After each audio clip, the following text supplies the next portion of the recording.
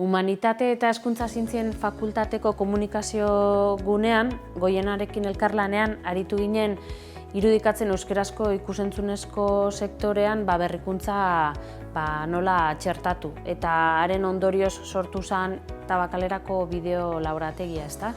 Hasierako prozesu horretan egon ginen, eta ondoren bideorekin elkarlanean aritu izan gara bereziki bi esparrutan. Alde batetik nazioartera begira euskarazko ikusentzunezko sektorearentzat berrikuntzaren ikuspegitik edo jardunaldiak antolatzen, eta beste alde batetik bideoko deialdietan proiektuen garapenean sartzen direnean profesionalak eta apur bat metodologia batzuk txertatzen. Hemen unibertsitatean moduluetan erabiltzen ditugun hainbat prozesu laguntzen dutenak nola hobetu norberaren proiektua.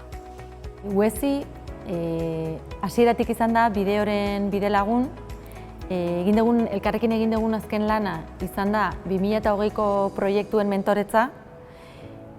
Proiektu hauek iritsi zirenean, ideia oso finkoekin iritsi ziren, eta UESIk egin duen benetako lana, eta oso lan garrantzitsua, izan da proiektu hauen ideiak zalantzan jartzea hasieratik, beraiek ondoren ziur egoteko, beraien ideiarekin, eta bideorentzat baliagarria da UESIren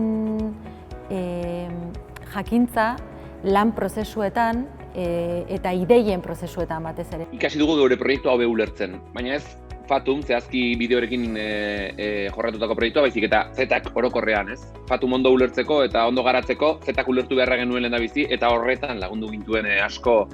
Eta ez bakarrik une hartan, baizik eta orain ere kontziente gara, hobe ulertzen dugu orain proiektuaren inguruan egon daitezkeen arlo guztiei eskaintzen diogu atentzioa, eta horiek guztiak jartzen ditugu zalantzan, gauza handia da, eta zorionez zetak zer den orain asko hobe dakigu, eta zetak bezalako proiektu handi bat kudeatzen asko hobe dakigu.